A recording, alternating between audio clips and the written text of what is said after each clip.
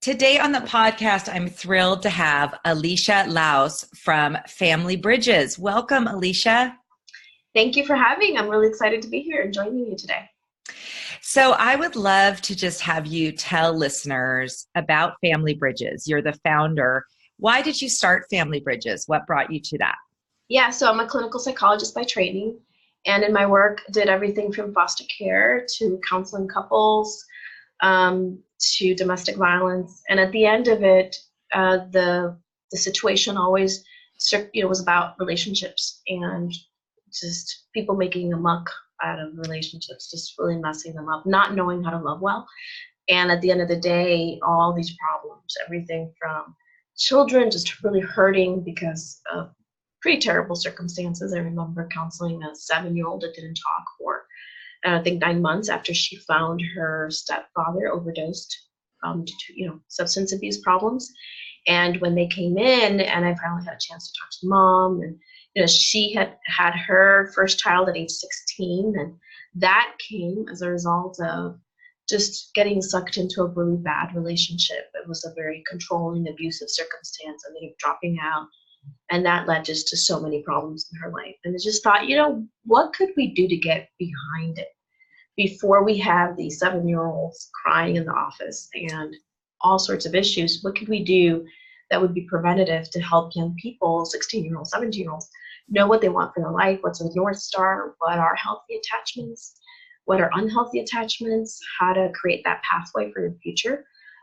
If you are a young parent, how can we help you as a maybe single mom or single father be able to just have the resources, or if you plan to be in a relationship in the future, avoid some of the pitfalls from the past. And the research literature is full of amazing tips of how to do marriage well. If you are married, right? Unfortunately, that's not getting into the hands of people. It's great in the academia world. And we there's a lot of very simple things that we can all apply to. We don't have to wait until we are in a counseling arena. And the ramifications are obviously felt by children, by our homes, by our life. And so what can we do to get behind it? How can we grab onto all this amazing research tips and get it into the hands of people before it ends up in foster care and domestic violence and all of these issues that we see play out in the media and out there? Yeah. Oh my gosh. I love that. Tina Payne Bryson talks about catching things upstream, and that when you were talking, it reminded me of that. So what are the things you can do before, to get people set up so that they do know how to have healthy relationships, start off well with attachment with their own children and all of that. Oh, I love that. So what's your main delivery method? Do you have like workshops, or how do you get this information to people? Yeah, so we basically do relationship education, and we do those workshops in the community, and we go where people are at. So where do people go? Well, they're in schools, so we have programs with schools. They're in businesses, so we do lunch and learns and different programs in the businesses. They're in churches, so we do programs in churches, libraries, jails, you name it. So in the different cities we are in, we've done workshops in over 700 different sites like that, hospitals. And so we do have certified facilitators that are trained and deliver that program. But we also then provide trainings. So organizations that want to come along a journey with us, we will actually do a more consultation model with them and train their staff to deliver our content. So that allows us to be in more places and get the word out even greater. So we have 29 affiliates, we call those, organizations that align with us and work with us with like a formalized agreement for 3 or more years to do that model. And then we promote the message, and we do that through just multimedia. So we have podcasts, and we have YouTube videos and blogs, just trying to get, because people are in the radio, people are on their phone. So could we get some of that content that way as well? So we try to use the creative outlets to just promote the message. That is really phenomenal. So you started this how long ago? 15 years ago. So we're looking at our 15th year anniversary coming up around the corner. That is remarkable. Well, congratulations on that.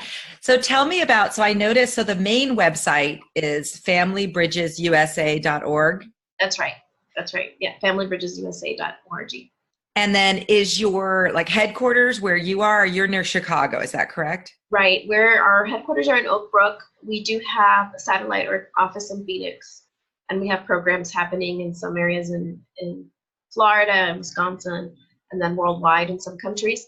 So we're just launching, scaling our programs in the different states, and we're monitoring that closely. Yeah. Oh, But the media, obviously, anybody can access any of them. You know, that's everybody can have that, right? Yeah, that's great. Well, let's talk about your main messages. We already talked about the first one, and that was just that it's so important that we help people develop relationship skills and that good attachment that people need to basically have healthy, happy lives. And so you said your number one goal was to inspire individuals, couples, and families to invest in their relationship well-being because marriage matters, relationships matter. Your second main message. I am so sorry. This is I don't know if we can cut this off. I don't ever get. Oh, sure, we can. I don't ever get a call in the one day. That's okay. Yeah, I know that is usually it's forgot one device. Okay, just pause for a second and then we'll have you talk about the point number 2, which is you're driving people to engage in community, to invest in growth mindset, and to enroll in a learning journey. Okay. Great. Okay, so your first, wait, pause. So ALICIA, your first key message is about relationships. What's your next message that you want to be sure to get across? Well, really would love people to aspire for something bigger than themselves. And so we're trying to promote a message of hope. We all need hope when you think about the difficult circumstances that our families are facing, whether it's financial stress from the inside world, or something that's unexpected, a tornado. I mean, we're constantly hearing in the news some crazy havoc situation that's either externally outside of your realm of control. And at the moment, during the crisis, whether it's the turmoil that you're facing, medical issues, you name it, or external, the world can feel very dark and oblique, and you can feel a sense of just desperateness. So we want to bring a message of hope, whether it's the circumstance that you're facing right now, the day-to-day struggle, the hurdle with the one kid that just slammed the door at you and screamed and said, "I hate you, Mom." And you've poured your whole entire life into this child to hear that. And at that moment, you just feel so discouraged and overwhelmed. And so we want to be able to get a message of hope that, yes, maybe your current circumstances are dark.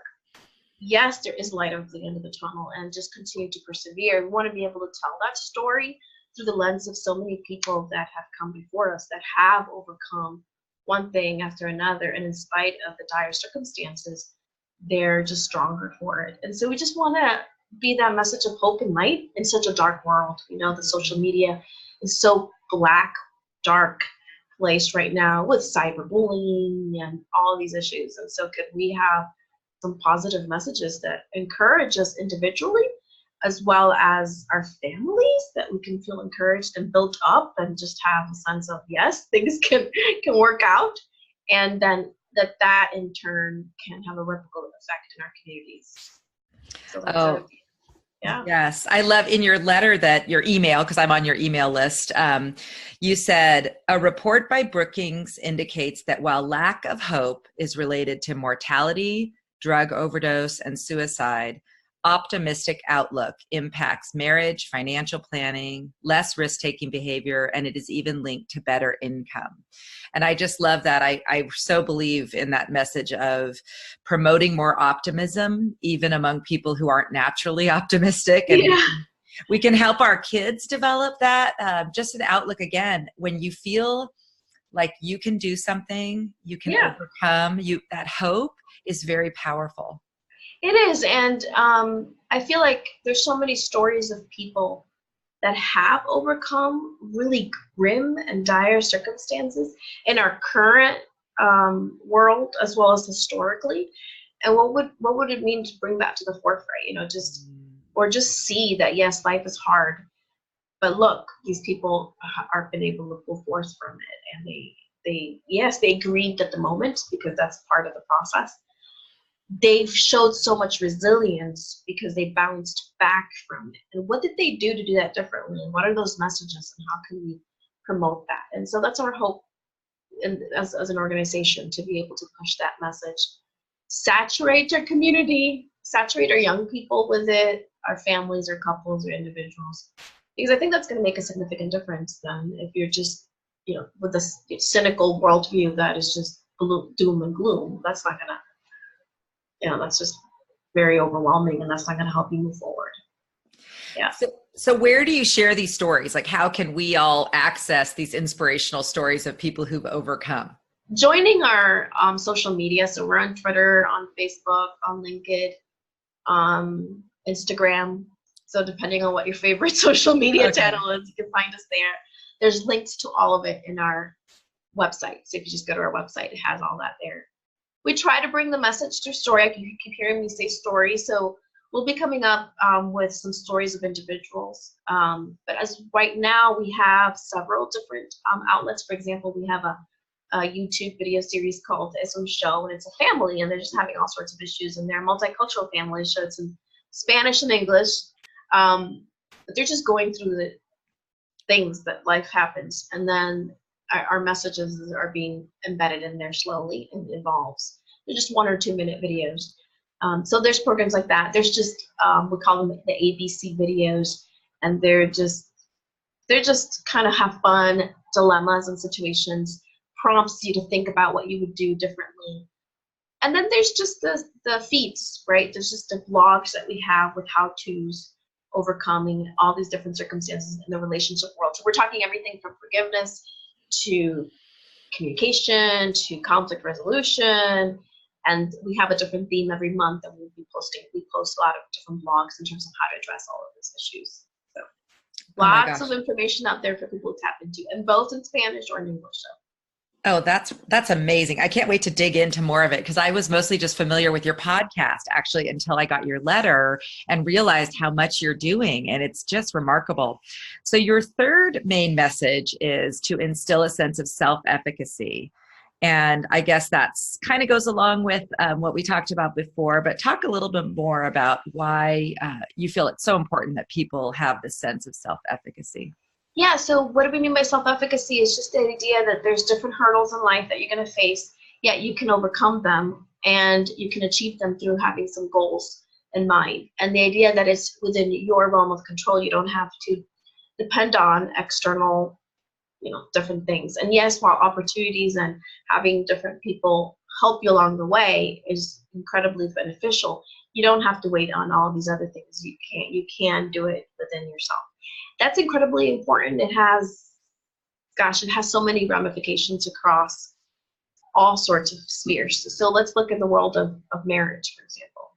So if you feel like your marriage is doomed and you're having a really difficult circumstance, and let's assume that there's no violence, right, or really terrible things that require some significant overhaul, right? Let's just say you're just having a really crummy season in your marriage life. Well, if you feel like you can actually do something, you can go to a marriage workshop, you can go to counseling, you can read a book, you can decide to go out on date nights as a couple and just spend more time together. And because you're spending more time together, you're going to talk together, and maybe all of a sudden things are going to hash out. So you're going to feel like there's things you can do to make that situation better.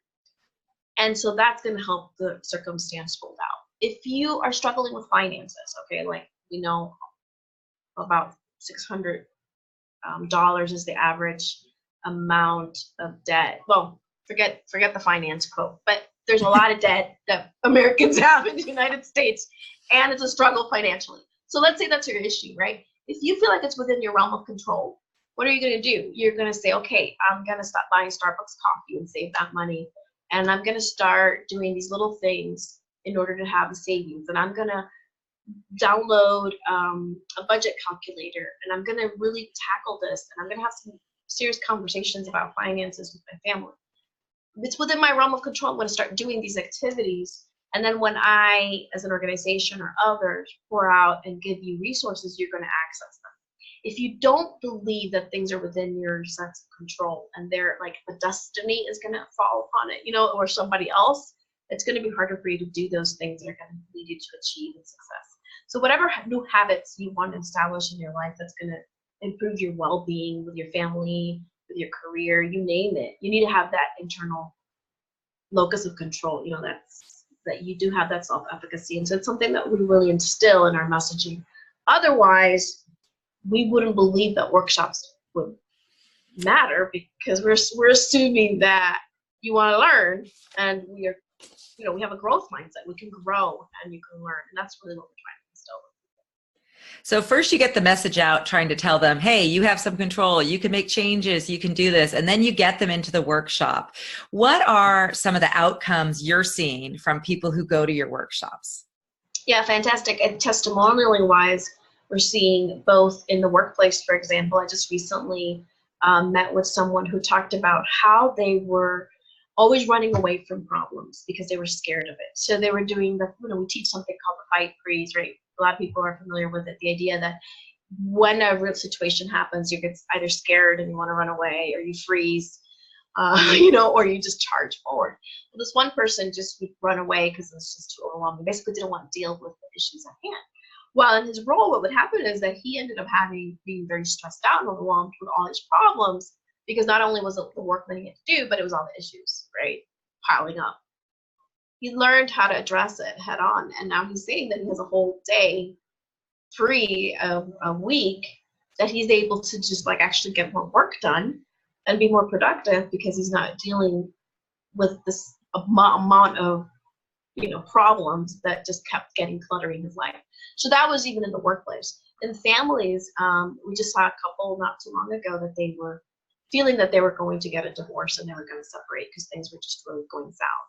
And going to the workshop, get them a sense of just a new way of looking at their circumstance. This was a couple that wasn't really facing things like a domestic violence or unfaithfulness. It was really lack of communication, conflict, not speaking up, silent treatment, things like that. And so they just got a new sense of hope, and they felt like, oh, we could actually tackle this. We can do this. And they're going to go and pursue more counseling because the workshop, right, wasn't sufficient. But they went from, we're going to sign the dotted line in the papers, to we can work on it. We can make this happen. There's actually several different tools and resources that we can tap into. We're not alone in this. There's other couples. These are actually very common couple scenarios that couples go through. It's not just something that we go through. Oh, okay, we can learn a new dance. We can learn a new way of doing things, and there might be a good chance for us to push forward. So that's exciting when you see couples that are able to participate. And then we've seen it in young adults in high schools.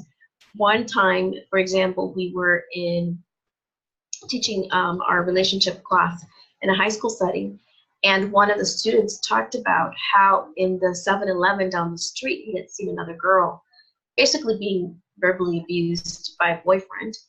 The boyfriend left, and she was just kind of crying and overwhelmed. And this one kid took his skill sets and information that he had learned and was empathetic toward her, but coached her and just really encouraged her to get out of that circumstance, and just said, this is verbal abuse, and just gave her some names and just basically told her, no, this is wrong. You're not supposed to be treated this way. So that's really exciting, because now you took a student, and not only did you empower him to have a better understanding of how relationships ought to work, but he also then became an advocate for another kid and was able to speak up and champion healthy relationships for another girl that was obviously in a abusive situation so early on. And so you see those kinds of testimonials. Then we obviously have the research behind it that does show that people do improve their communication skills and conflict resolutions. But relationships matter. It's something significant. It's something we value, and we're able to invest in it. It makes a difference in so many spheres of our lives. Oh, that is so encouraging. I do think that, especially with teenagers and young adults, they will first go to or listen to their friends. So I love that you're getting into the high schools and talking to kids. When you do the workshops there, like the relationship workshop, how long is your workshop? Yeah, so we use different curriculums. One of the curriculums that we use for the high school students is actually not ours. It's from the Dibble Institute. So it's really well researched, evidence-based, has great outcomes. And that one has up to 12 hours worth of classes. So we will work with a school. If we can teach it for 12 hours, it's amazing. We're pretty flexible, and sometimes we only have a chance to teach content for 2 hours, give people a little taste or a teaser, and that's great too. Ideally, if we can go through all of it, that would be wonderful. So we teach that, usually for 45 minutes, healthcare classes and things like that, where school gives us the opportunity to come in and do that. What was the name? You said DeVille Institute? Oh, Dibble Institute. Oh, the Dibble Institute. Yeah. How do you spell that? I'm just going to look it up. Dibble. Dibble. And they have this whole curriculum. Is it geared towards teens or is it for everybody? Yeah, they have a lot of curriculum for relationship education space for the high school, young adult age. So they have everything from content for teen pregnancy to young dads to high school. So they have quite an array there. Wow. Yeah. I am just so inspired by you. I want to come work for you. Come on, visit us. Yeah, I know. Seriously, it's so encouraging that all that you're and how you're not only doing your own workshops, but you're empowering more people and kind of spreading through your trainings, getting people involved in different areas. So you said you're all over the United States now, and now even some international? No, so we have affiliates. We have 29 affiliates. We have sites in Phoenix, Wisconsin, a little bit of work in Florida, and we're building our capacity to be able to do that in more sites, because the training model, it's one thing for us to come in and deliver content, and it's another for us to sit and train. And so in our training model, we do leadership training, we do the content, and then the approach. So a site will encourage them to, hey, have you talked to the local hospital? Have you worked with a local jail? Have you looked with the local Head Start program? So it's more than, so that way that site is really doing what we do, right? So if we can run ourselves out of a job, right, in that city or in that community, then we're doing a good job. So that's the idea. I can really train that organization to absorb that whole model, and that's pretty comprehensive. So we're in the stage right now where we're building the infrastructure to expand beyond those states. We have some states on hold, but that's the idea. Yeah. Well, how can people get involved? First of all, how are you funded? Is it through donations or do you have grants? Yeah, yes, all of that. We have federal, private grants, as well as donations, and so obviously people can support us that way. But we also, people can get involved promoting our message. So going on our Facebook page and social media page and just sharing the message. There's something, responding to it and recommending the podcast to somebody, right? Kind of spreading it that way. People can be champions in one of the cities that we're in, so they can promote our programs and workshops in their network. So if you are, a person in your business, you can promote the program there. That's going to help, right? Support our work, but also promote it that way. If you are a social worker at a school, you can promote the program in the school so we can deliver the program. Or if you run a church, you're in the leadership space in a church or in a non-for-profit organization and you're interested in the affiliate model, and we can have conversations about that. I think there's lots of ways to get involved. So that's amazing. So do volunteers sometimes do the workshops, or is it always kind of like paid staff of yours? No, for the affiliate model, it's pretty much 100% volunteer. So that's obviously people who are invested in and motivated.